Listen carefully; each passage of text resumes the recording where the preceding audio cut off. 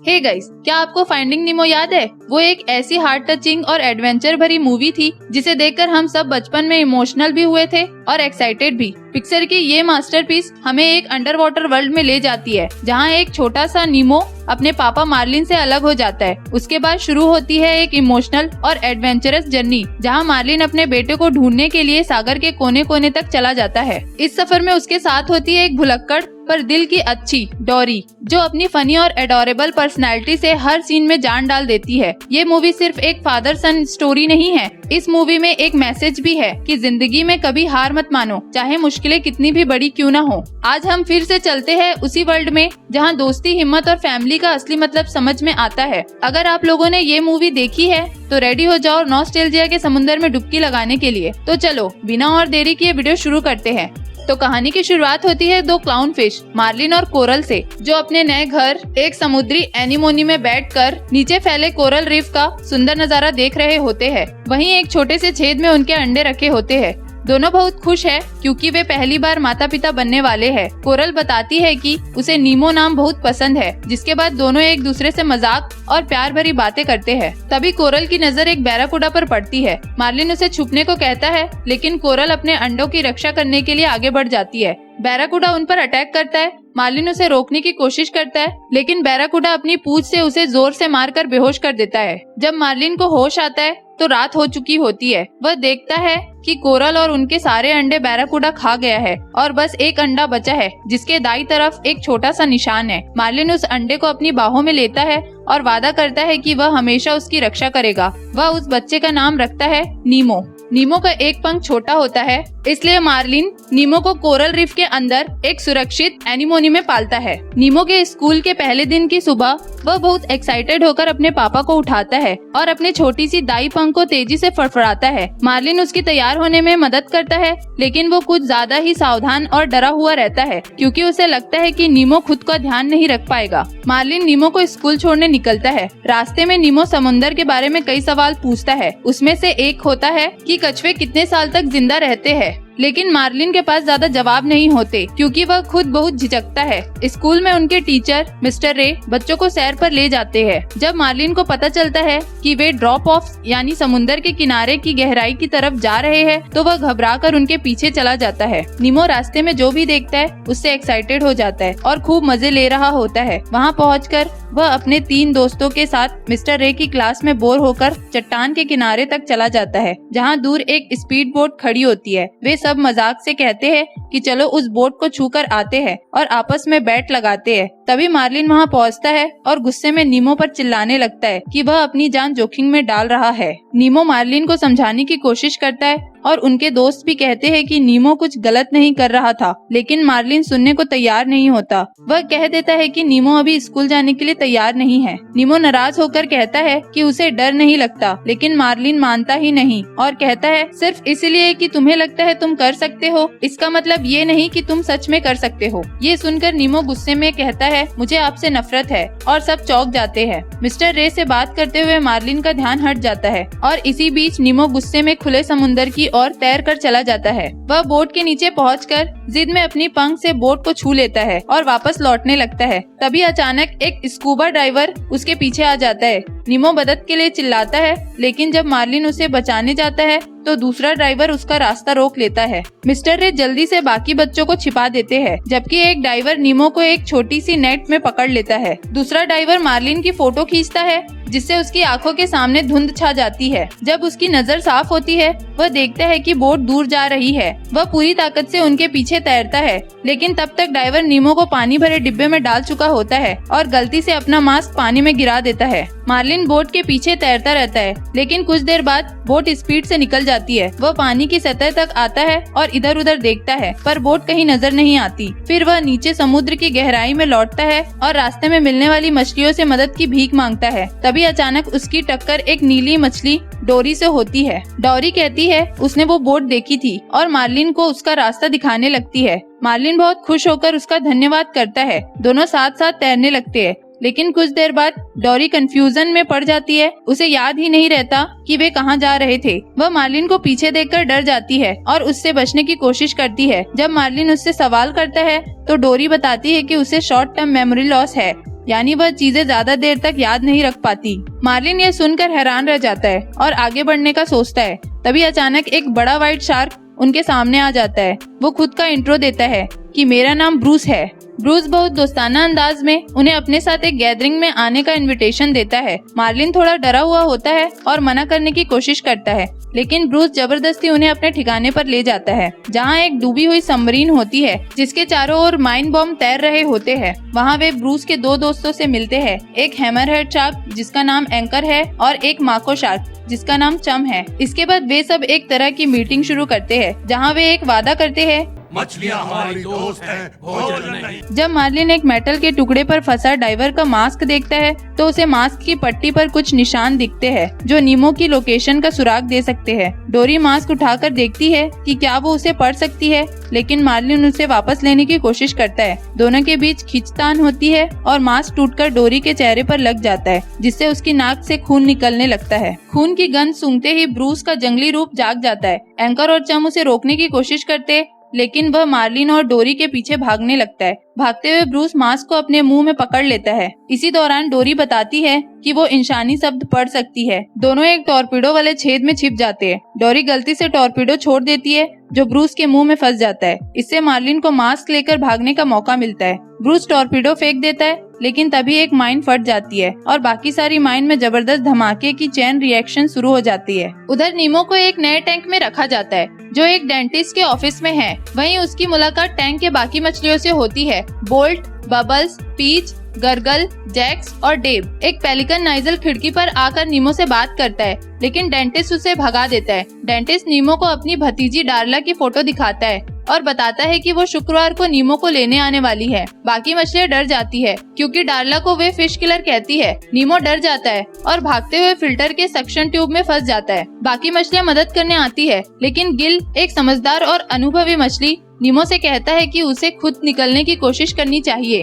गिल उसे हिम्मत और तरीका बताता है और नीमो आखिरकार खुद को आजाद कर लेता है। पीच कहती है कि नीमो में वही ताकत है जो समुद्र की मछलियों में होती है, ठीक गिल की तरह। उधर मार्लिन और डोरी धमाकों के बाद होश में आते हैं तो देखते हैं कि सबमरीन एक गहरी खाई के किनारे पर लटकी हुई है। जैसे ही वो जरा भी हिलते हैं, सबमरीन आगे की तरफ झुक जाती है और दूसरी तरफ की चट्टान से टकरा जाती है। इस अफरा तफरी में और धूल मिट्टी के बीच में कुछ साफ नहीं दिखता। तभी डोरी गलती से वो मास्क नीचे गहरी खाई में गिरा देती है। मार्लिन को लगता है अब तो मास्क गया, लेकिन डोरी हंसते हुए कहती है, तैरते रहो, बस तैरते रहो, बस तैरो तैरो तैरो। वो दोनों अंधेरे में नीचे उतरते हैं और अचानक एक चमकती हुई रोशनी को देखते हैं जो काफी जादुई लग रही होती है, लेकिन असल में वो रोशनी एक भूखी एंगलर फिश की होती है। मछली उसका पीछा करती है। भगदड़ में मार्लिन को मास्क मिल जाता है और वो चालाकी से उस मछली का ध्यान भटकाता है ताकि डोरी मास्क पर लिखा पता पढ़ सके। फिर मार्लिन उस मछली को मास्क के पट्टे से फंसा देता है।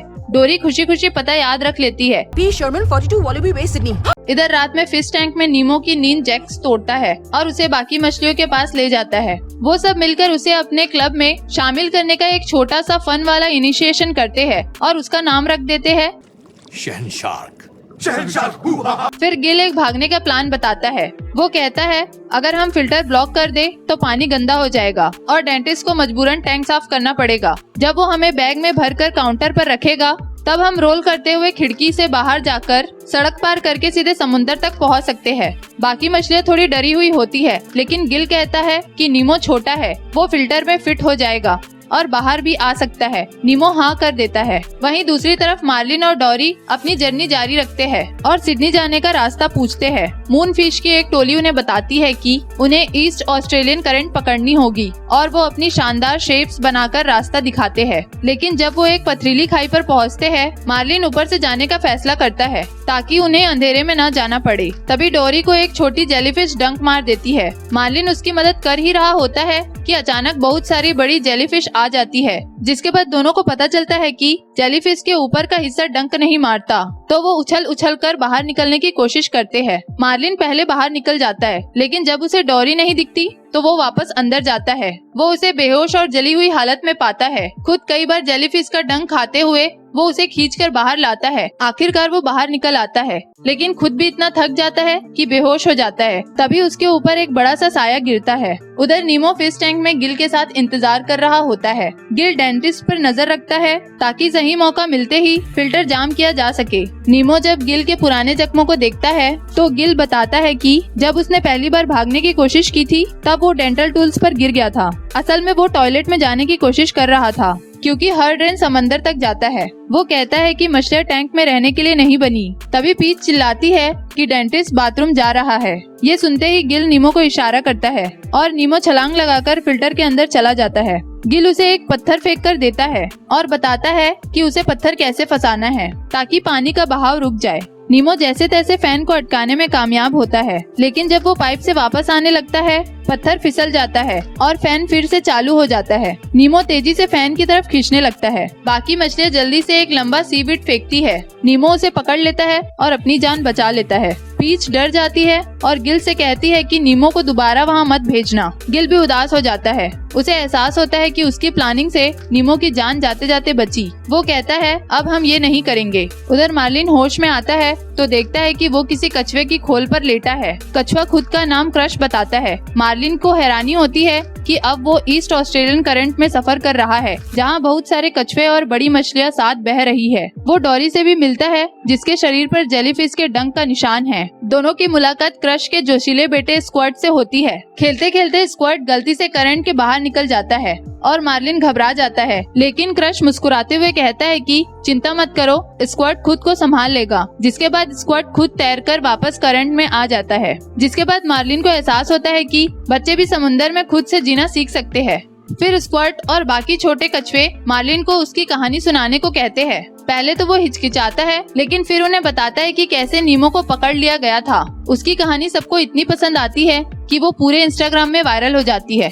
ओ सॉरी, मेरा मतलब समुंदर में। मार्लिन की कहानी कछुए से मछली तक, फिर डॉल्फिन से बर्ड्स तक और आखिर में नाइजल नाम के पेलिकन तक पहुंचती है। नाइजल जब नीमो का नाम सुनता है तो उड़कर सीधा डेंटिस्ट के खिड़की पर पहुंच जाता है। अंदर नीमो गिल से माफी मांगता है, लेकिन गिल कहता है कि उसकी जल्दबाजी की वजह से नीमो की जान जाते जाते बची और कोई भी आजादी किसी की जान से कीमती नहीं हो सकती। तभी नाइजल खिड़की से टकरा जाता है, लेकिन फिर संभल कर नीमो को बताता है कि उसके पिता मार्लिन कैसे पूरी दुनिया पार करके उसे ढूंढने आ रहे हैं। ये सुनकर नीमो को हौसला बढ़ जाता है। वो खुद फिल्टर को रोकने की कोशिश फिर से करता है और इस बार वो कामयाब हो जाता है। मार्लिन और डोरी अब ईस्ट ऑस्ट्रेलियन करंट से बाहर निकलने की जगह पर पहुंचते हैं। क्रश और स्क्वर्ट उन्हें दिखाते हैं कि कैसे करंट से बाहर निकलना है। स्क्वर्ट अपने स्टाइल में उन्हें एक मजेदार सा एग्जिट लेक्चर देता है और फिर धक्का मारकर दोनों को बाहर भेज देता है। मार्लिन पूछता है, क्रश तुम्हारी उम्र कितनी है? क्रश मुस्कुराकर कहता है 150 ड्यूड, और अभी तो मैं जवान हूँ मैन। दोनों अब सिडनी की तरफ तैरने लगते हैं जैसे क्रश ने बताया था,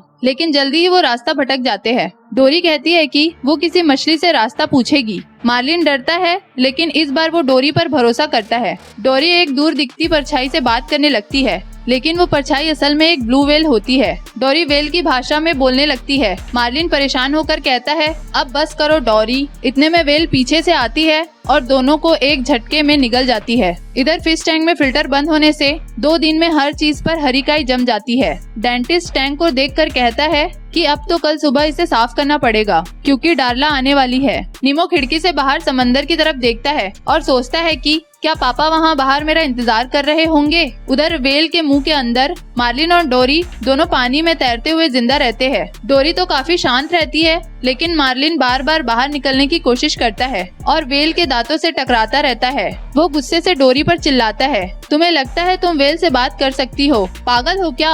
अब मैं अपने बेटे को कभी नहीं देख पाऊंगा। डोरी उसे शांत करने की कोशिश करती है। तभी व्हेल एक आवाज निकालता है और मुंह का पानी नीचे की तरफ बहने लगता है। फिर व्हेल अपनी जीभ ऊपर उठाता है, जिससे मार्लिन और डोरी पीछे की तरफ फिसलने लगते हैं। डोरी फिर व्हेल की भाषा में कुछ बोलती है, लेकिन मार्लिन झल्लाकर कहता है कि वो ऐसा नहीं कर सकती। उसी वक्त वो वही बात दोहराता है जो उसने नीमो से कही थी और उसे एहसास होता है कि शायद वो हर चीज पर ज्यादा कंट्रोल करने की कोशिश कर रहा था। व्हेल की एक और आवाज के बाद डोरी और मार्लिन दोनों नीचे फिसलते हैं और व्हेल उन्हें अपने ब्लो होल से बाहर फेंक देता है। वो दोनों सिडनी के हार्बर में जा गिरते हैं। मार्लिन खुश होकर व्हेल को शुक्रिया कहता है और डोरी से कहता है, चलो अब वो नाव ढूंढते हैं। जिसने नीमो को पकड़ लिया था। अगली सुबह पीच नींद से उठती है और डर जाती है क्योंकि टैंक पूरी तरह साफ हो गया था। सब मछलियाँ देखती है कि डेंटिस्ट ने रात में नया एक्वेरियम 2003 फिल्टर लगा दिया है, जो आजकल बहुत एडवांस्ड फिल्टर होता है। सब मछलियाँ हैरान तो होती है पर डर भी जाती है क्योंकि अब भागने का कोई तरीका नहीं बचा। इतने में डेंटिस्ट नीमो को नेट से पकड़ लेता है। गिल और बाकी मछलियाँ भी नेट में घुस जाती है और चिल्लाती है, नीचे तैरो। नीमो नीचे की ओर तैरता है और नेट डेंटिस्ट के हाथ से छूट जाता है, लेकिन जल्द ही वो नीमो को एक प्लास्टिक बैग में डालकर काउंटर पर रख देता है। मछलियाँ कहती है, नीमो रोल होकर खिड़की से निकल जाओ। वो कोशिश करता है लेकिन डेंटिस्ट बैग को एक टीन के डब्बे में रख देता है ताकि वो हिले नहीं। गिल उसे हिम्मत देता है लेकिन तभी डार्ला ऑफिस में आ जाती है।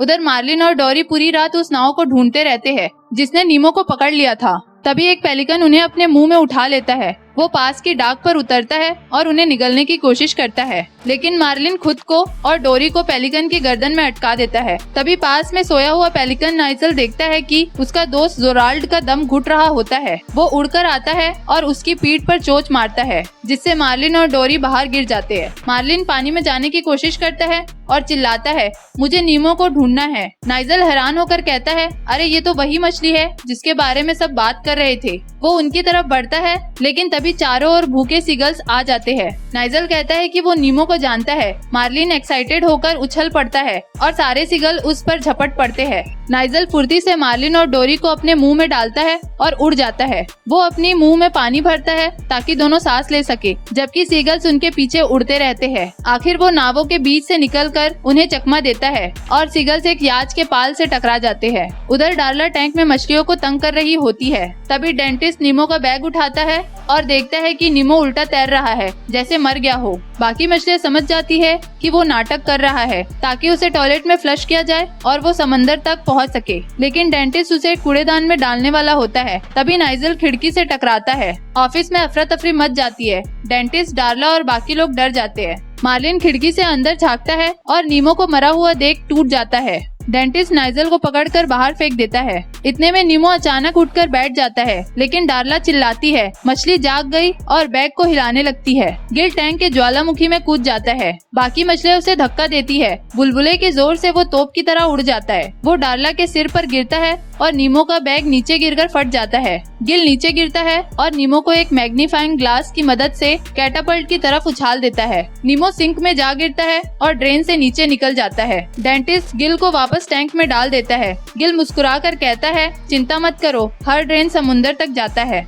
नीमो पाइप से फिसलते हुए नीचे जाता है जब तक कि वो हार्बर के पास पानी की पाइपलाइन से बाहर नहीं निकल जाता। इधर नाइजल मार्लिन और डोरी को समुंदर में छोड़ देता है और अफसोस जताता है। मार्लिन दुखी होकर डोरी को धन्यवाद कहता है और तैरकर चला जाता है। डोरी उससे कहती है, मेरी याददाश्त तुम्हारे साथ ज्यादा बेहतर रहती है, मुझे मत छोड़ो। लेकिन मार्लिन बिना कुछ कहे चले जाता है। डोरी अब अकेले रह जाती है। थोड़ी देर बाद नीमो पाइप से बाहर निकलता है और अपने पापा को पुकारता है। वो डोरी को देखता है जो उलझी हुई सी किसी बुई के नीचे घूम रही होती है। वो कहती है, मैं किसी को ढूंढ रही हूँ पर याद नहीं कौन। नीमो मुस्कुराता है और कहता है, चलो मैं भी तुम्हारे साथ उसे ढूंढता हूँ। डोरी खुश होकर तैरने लगती है, लेकिन वो पहचान नहीं पाती कि ये नीमो ही है। फिर अचानक उसे पाइप पर सिडनी लिखा दिखता है और एक ही झटके में उसकी सारी यादें लौट आती है। वो नीमो को कसकर गले लगाती है और उसे लेकर मार्लिन की डायरेक्शन में तैर पड़ती है। दोनों मार्लिन को मछलियों के झुंड के बीच ढूंढ लेते हैं, लेकिन तभी ऊपर से एक मछली पकड़ने का जाल नीचे गिरता है। डोरी उसमें फंस जाती है और नीमो कहता है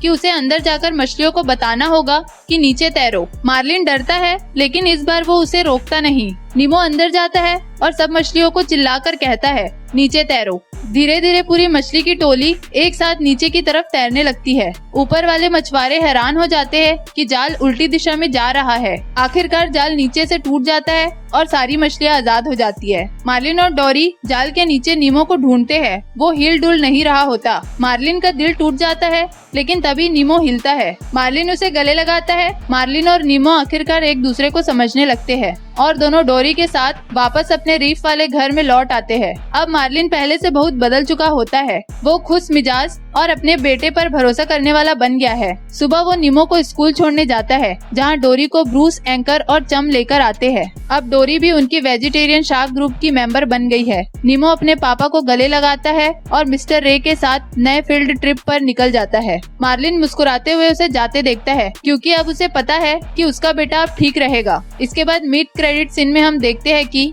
सिडनी के डेंटिस्ट के ऑफिस में डेंटिस्ट नए हाईटेक फिल्टर पर चिढ़ा हुआ है, जो लाइफ टाइम गारंटी होने के बावजूद अचानक बंद हो गया है। वो बड़बड़ाता है कि उसे अब खुद टैंक साफ करना पड़ेगा और मछलियों को बैग्स में डालना पड़ेगा। लेकिन जैसे ही वो पीछे मुड़ता है, देखता है कि सभी मछलियाँ काउंटर से गायब है। बाहर सड़क पर हॉर्न बजते हैं और आखिरी में पीच भी लुढ़कते हुए अपने दोस्तों के साथ हार्बर में पहुंच जाती है। सब अपने बैग में पानी में ही तैर रहे होते हैं। जिसके बाद ब्लोट हंसते हुए पूछता है अब क्या करे। इसके बाद पोस्ट क्रेडिट सीन में देखते हैं कि एंकर की वो छोटी मछली फ्रेंड जो पहले शार्क मीटिंग में थी, उसके पास वही एंगलर फिश चुपके से आती है और उसे खाने की कोशिश करती है। लेकिन जैसे ही वो पास आती है, वो नन्ही मछली अचानक अपना बहुत बड़ा मुंह खोलकर उसी एंगलर फिश को निगल जाती है। और इसी के साथ ये प्यारी सी कहानी यही खत्म हो जाती है। तो गाइस, अगर आपको ये कहानी और मेरी ये एक्सप्लेनेशन पसंद आई हो तो इस वीडियो को लाइक कर देना और चैनल को सब्सक्राइब कर बेल आइकन को भी प्रेस कर लेना। और जैसे मार्लिन और नीमो की कहानी पूरे समुंदर में फैल गई थी, वैसे ही इस वीडियो को फैला देना। और फाइंडिंग नीमो के बाद एक मूवी फाइंडिंग डोरी भी आई थी। अगर आपको उसकी भी कहानी जाननी हो तो